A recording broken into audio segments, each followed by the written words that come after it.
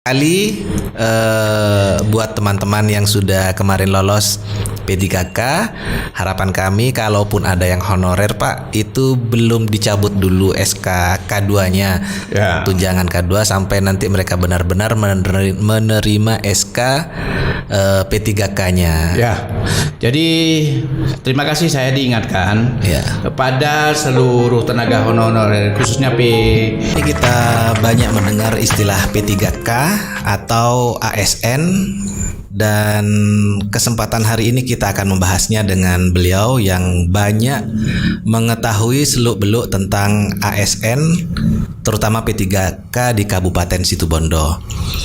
Pak Fator, mungkin bisa dijelaskan secara singkat tentang formasi usulan P3K untuk Kabupaten Situbondo, tepatnya tahun 2022 yang akan mendatang ini, Pak. Silakan, Pak. Terima kasih pada seluruh masyarakat di Kabupaten Situbondo. Sebelum masuk pada substansi, saya ingin menjelaskan apa itu formasi kemudian kebutuhan ASN tahun 2022. Perlu masyarakat itu ketahui bahwa pemerintah ini ke depan lebih mengarah kepada kebutuhan para pegawai berbasis kinerja. Artinya? Karenanya lahirlah istilah P3K atau pegawai pemerintah dengan perjanjian kerja. Oke. Mengapa ini lahir?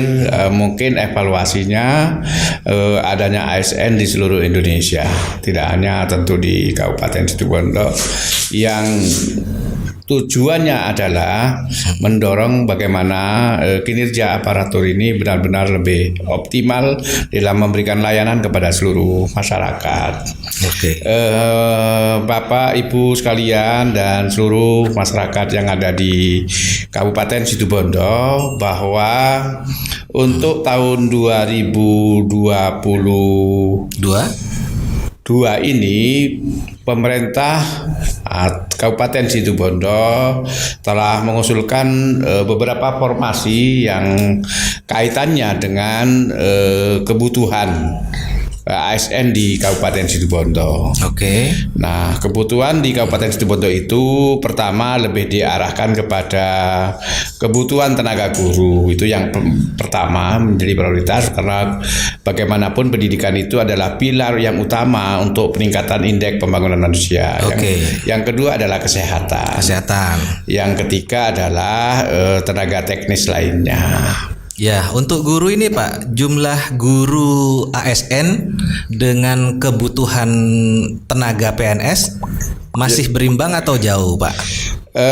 Untuk khusus para guru ini memang kebutuhannya cukup besar. Cukup besar ya, Pak. Berapa? Tapi kita harus mengukur. Yang pertama adalah mengukur dengan kemampuan anggaran di suatu daerah. Kita tidak mungkin, meskipun guru itu kebutuhan cukup besar, lalu kita usulkan sesuai dengan kebutuhan misalnya.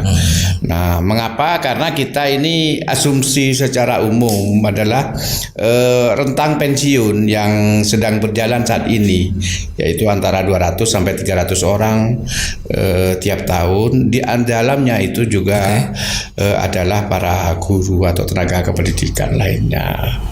Nah, karenanya guru itu menjadi prioritas untuk kita cukupi formasinya sesuai jumlah yang sudah kita ukur kebutuhannya. Untuk tahun 2022 P3K guru sejumlah 250 orang kita usulkan. 250 orang. Untuk tenaga medis itu 120 orang. 120 orang. Sedangkan tenaga teknis lainnya itu 40 orang. Bisa diperjelas Pak, tenaga teknis lainnya apa yang dimaksud? Tenaga teknis lainnya itu adalah para ASN yang bekerja secara administrasi di kantor-kantor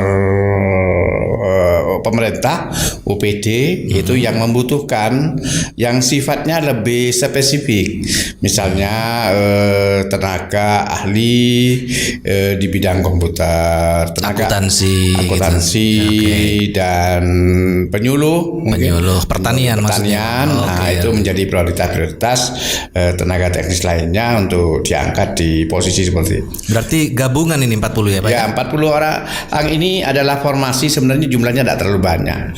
Mungkin hanya 2-3 orang atau bahkan 1 orang per bidang per profesional. Dan itu tidak banyak jumlahnya di seluruh OPD, belum terpenuhi sebenarnya. Cuma kita kan tadi kembali adalah mengukur kebutuhan anggaran satu daerah dan kemampuan keuangan daerah ya Pak ya tentunya ya Pak. Baik Pak, untuk P3K Pak, ini kan tiap tahun masih tetap kita usulkan formasi guru. Tiap tahun pasti ada formasi guru. Kira-kira ini proyeksinya berapa tahun Pak baru tercukupi kebutuhan guru Pak? Kalau tiap tahun. Kalau melihat dari jumlah yang ada berdasarkan pensiun, di mana kan sebelumnya pengangkatan guru ini kan baru-baru saja dikatakanlah menjadi dicukupi untuk kebutuhannya. Sebelumnya pengangkatan ASN itu kan meskipun kita kurang ribuan guru, tetapi kan belum terpenuhi secara keseluruhan. Ya benar. Nah, kita harapkan dengan prioritas pengangkatan yang dibuat lebih besar dibandingkan yang lain ya Pak ya. Dibandingkan lainnya atau dibandingkan dinas kesehatan, misalnya tenaga medis itu dalam waktu rentang 3-5 tahun ke depan itu sudah bisa terpenuhi. Alhamdulillah. Kalau benar-benar tercukupi nanti berarti honorer yang sudah mengabdi puluhan tahun mungkin bisa lebih prioritas ya Pak ya, tercover di P3K-nya itu ya Pak ya. Ya, nanti kita buatkan syarat-syarat tertentu yang tentunya khusus tenaga honorer itu sebenarnya untuk pengangkatan ini terbuka secara umum keseluruhan. Kalau untuk guru itu mulai dari guru yang sukuan di lembaga swasta dan lembaga pemerintah itu mempunyai kesempatan yang sama. Hanya memang karena ini proyeksi anggaran pemerintah ini terbatas, maka tenaga guru yang sukuan di lembaga pemerintah itu menjadi prioritas untuk mendapatkan peluang lebih awal.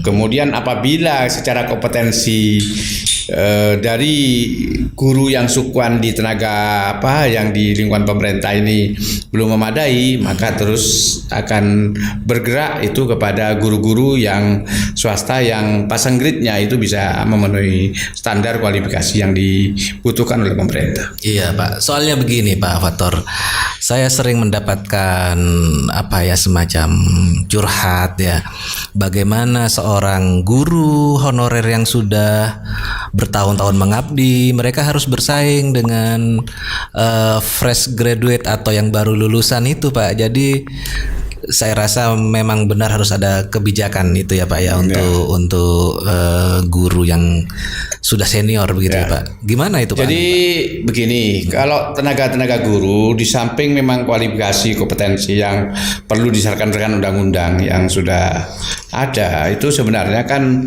guru itu kan pertama bagi guru yang tenaga honorer yang sudah tenaga sukuan yang sudah puluhan tahun itu kan sebenarnya memiliki pengalaman cukup banyak di lapangan. Artinya secara kompetensi harusnya mereka itu lebih diuntungkan sebenarnya.